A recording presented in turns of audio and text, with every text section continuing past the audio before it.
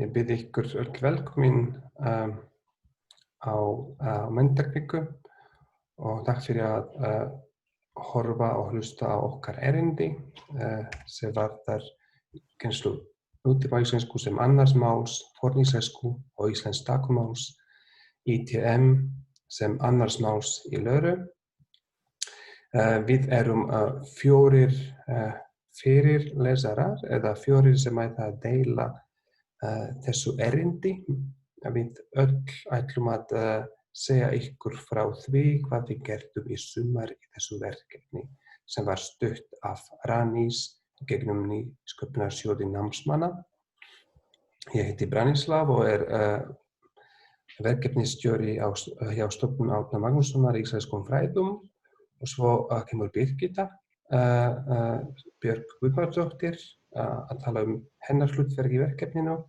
Eftir það kemur Sigurður Jóel Vigfússon sem starfar núna við samskiptastöð heyrnarlausra og heyrnarskertra og svo kemur Bjarni Örn Jónsson að tala verkefnið í Löru varðandi forritun.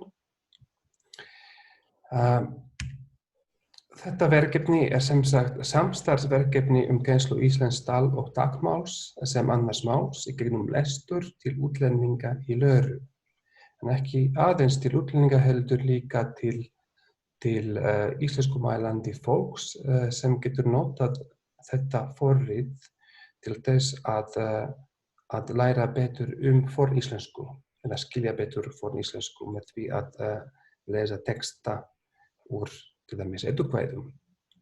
Þetta verkefni var stutt af Nýsköpunarsjóði námsmanna sumarið 2020 og var þetta samstarfsverkefni milli Stofnunar Árna Magnússonar í íslenskum fræðum, Samskiptamiðstöðvar heyrnarlausra og heyrnarskertra og Háskólans í Genf í Sviss. Lara á ensku þýðir þetta Learning and Reading Assistant opinn hugbúnaður sem var hannaður af Háskólanum í Genf fyrir tungumálakennslu á netinu og verkefni þetta snerist að nýta Löru og eiginleika hugbúnaðarins til að útbúa rafræna útgáfu af mismunandi textum, til dæmis á forníslensku, nútímaíslensku og á íslensku táknmáli, ITM, þar sem gagnvirkur lestur með þýðingar í nútímaíslensku og ensku til dæmis í fyrirrúmi. Hérna getið þið séð notendaviðmót í Löru sem allir geta skoðað. Þetta forrit eða þetta vefsvæði aðgengilegt fyrir alla eða opið fyrir alla og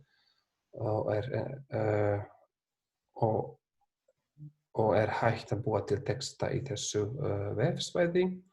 Sem sagt, hérna á þessari glæru hægt að sjá þann skref þar sem hægt að búa til texta. Hérna eru skrefin 1-3 og þessu skrefin notuð til þess að búa gagnvirka texta með því að setja inn þýðingu orða eða setninga inn í textan, upprunalegan texta og að bæta við hljóð eða myndskrá í textan.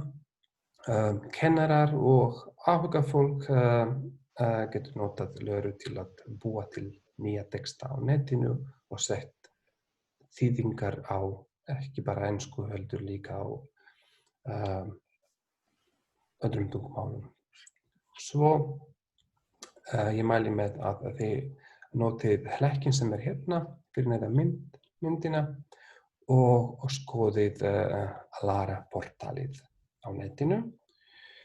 Nú ætla ég að biðja Birgittu að segja okkur frá verkefninu sínu og síðan ætla ég að biðja Sigga og svo Bjartur til að taka þátt í þessu. Gjörðu svo vel, Birgitta. Já, takk fyrir. Kannski gott að segja bara frá þeim textum sem við unnum með í sumar. við byrjuðum sem sagt á því að, eða ég byrjaði á því að fara yfir þýðingu á Völuspá sem var til, eða sem að Brandsla hafði útbúið í Löru og við kannski lagfærðum aðeins og eitthvað svoleiðis. Við fórum svo yfir í það að þýða Völuspá yfir á nútíma íslensku og við veldum eddukvæðin af því að vildi gera þau aðgengilegri nútíma lesendum og það jafnvel framhaldsskólanemum, en einnig erlendum nemum og bara erlendu fólki yfir höfuð. Ég ætla aðeins að sýna ykkur, fara í gegnum þessa mynd hérna með ykkur sem hérna til hliðar og þetta í raun og lesenda viðmótið sem er sem birtist okkur þegar við opnum, þegar við ætlum að lesa texta í Löru. Áðan sáuð þið sköpunarportalið og þetta er lestrarportalið. Og þið sjáðu hérna númer 1, þá þetta örvar sem að bara fara fram og tilbaka og hafa og einnig efnisyfirlit þar sem þú getur skoðað kannski að þú vilt finna vísu númer 40, þá getur þú bara, þetta svona eins og flýtivísir í raun og veru. Svo hérna númer 2, þá spilari með playtakka og hækkunarmerkjum þar sem að þú getur hlustað á upptöku af textanum og í Völuspá og í Hávamálum þá þetta skipt í vísur en eins og í öðrum textum þá þetta kannski setningar eða eitthvað annað. Númer 4, þá sem sagt, já, þetta sem sagt vísurnar sjálfar og svo sjáum við hérna númer 5 hvernig textin lýsist upp þegar hann lesin upp og við sjáum sem sagt ef við setjum músina yfir textan, ef við setjum músina yfir hvert orð þá fáum við bæði flettu sem gefur okkur þýðingu á orðinu eins og ef við myndum setja músina yfir hérna ek, þá myndi birtast gluggi með ég sem nútíma þýðing. Eins myndi spilast upptaka af orðinu og svo ef við smellum á orðið þá fáum við frekari glósur og fleira til flekki með málfræðiupplýsingum eða orðfræðiupplýsingum.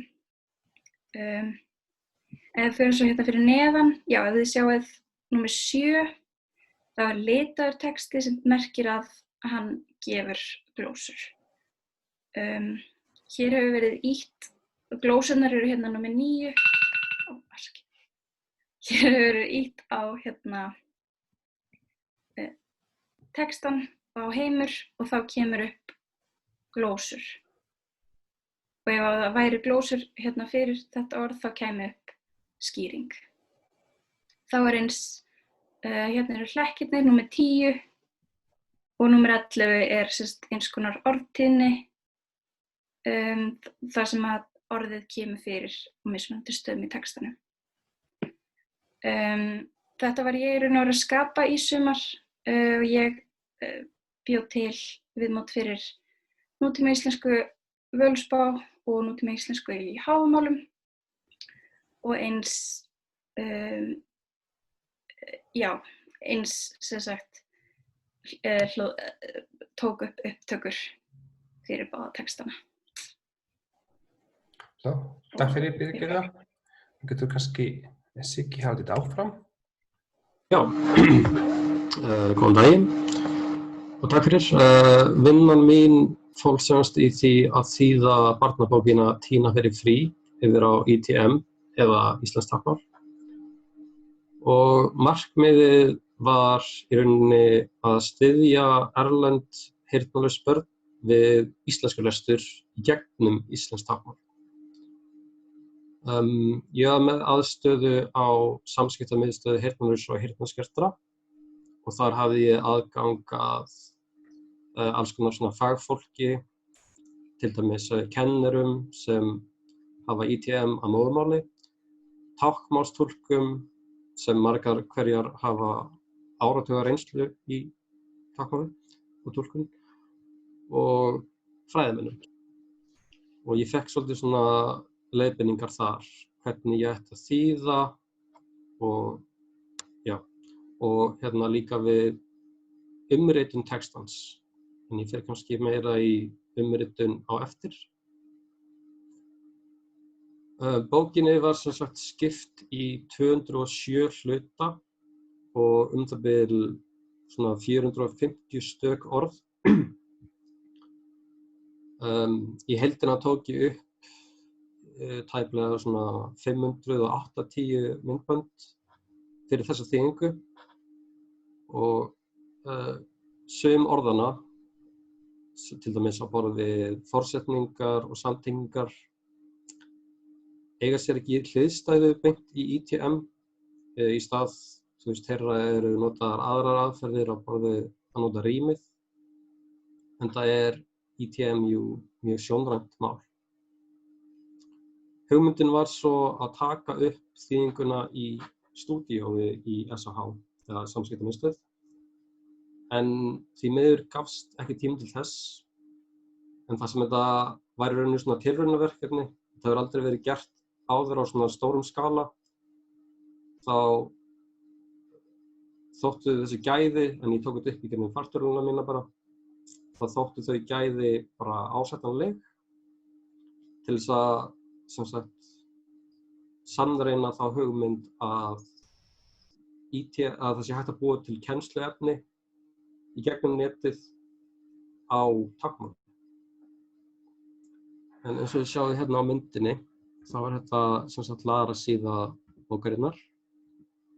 Þá er hægt að smella hérna á einstöku orðin og líka á hérna myndbandskameru íkonið hérna.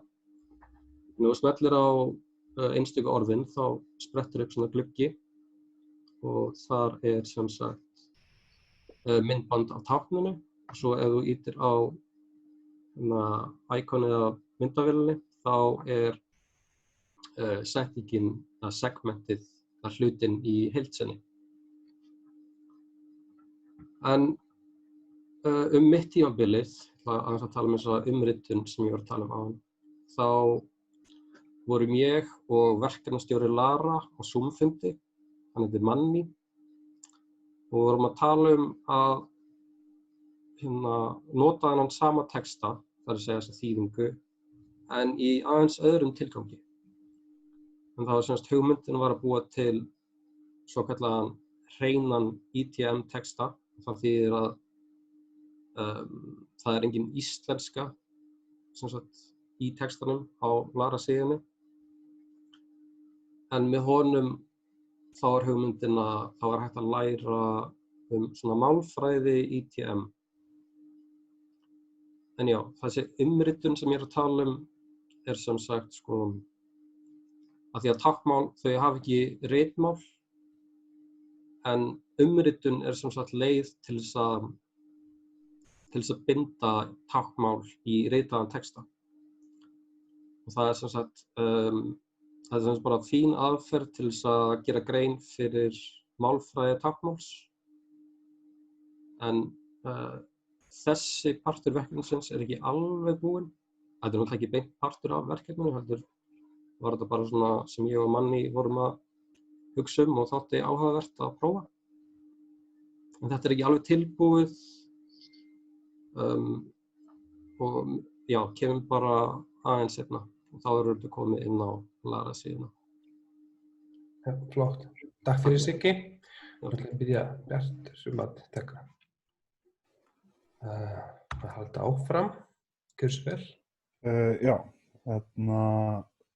verkefni mitt var að bæta við LÖRU-síðuna svona æfingum eða flashcards, eins og það er kallað. Þá sem virka þannig að það er tekið eitthvað orð úr textanum á því tungumáli sem þú ert að reyna að læra og svo færðu 4 möguleika þýðingar á því orði á tungumálinu sem þú kannt eða þannig. Og það það eru nokkrir svona möguleikar. Það er lengst til vinstri sýnist mér svona sem er kallað svona token þýðing, að þá tekur það bara orðið eins og það birtist í textanum og þetta þýða það sést hérna efst hérna á myndinni lengst til vinstri, það er orðið vígspá, svo fyrir neðan það þá sérðu samhengið sem það birtist í þessa setningu hérna og svo fyrir neðan ef það er til hljóðupptökur þá getur þú hlustað á setninguna líka og svo fyrir neðan eru þarna möguleikarnir og þetta er úr Völuspá, svo er hérna næsta er úr Tínu sem að Siggi var að tala um. Þar er held ég sem kallað lemma translation, þar sem þú færð svona uppflettimynd orðs, sem orðið er kaldur og svo er í setningunni er það Tína er kalt, Tínu er kalt og já, það er að þýða úr nútíma íslensku yfir í ensku og ef þú gerir rétt þá kemur svona grænt merki hérna, en ef það er rangt þá færðu rautt merki. Og svo á þriðju myndinni er svona táknmálsæfingar sem þú færð orð, svona myndband af orði á táknmáli og svo fyrir neðan sérðu alla setninguna á táknmáli og svo eru hérna möguleikarnir á skrifar í íslensku. Já, þetta virkar líka alveg bara fyrir öll tungumál sem eru í boði og alla texta sem eru einhverjar þýðingar í boði og svo hérna, já, bara svona, þau misgóð eftir í hvað er mikið efni eins og ef það eru til hljóðupptökur þá getur þú hlustað það, annars ekki.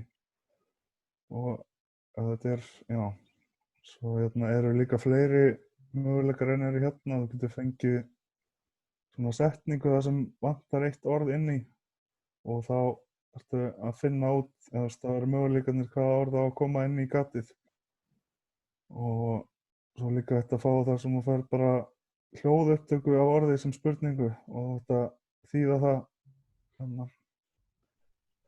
yfir á þitt mál. Það var aðalega forritað í Python og smá í PHP. Og já, veit ekki hvort það var eitthvað meira.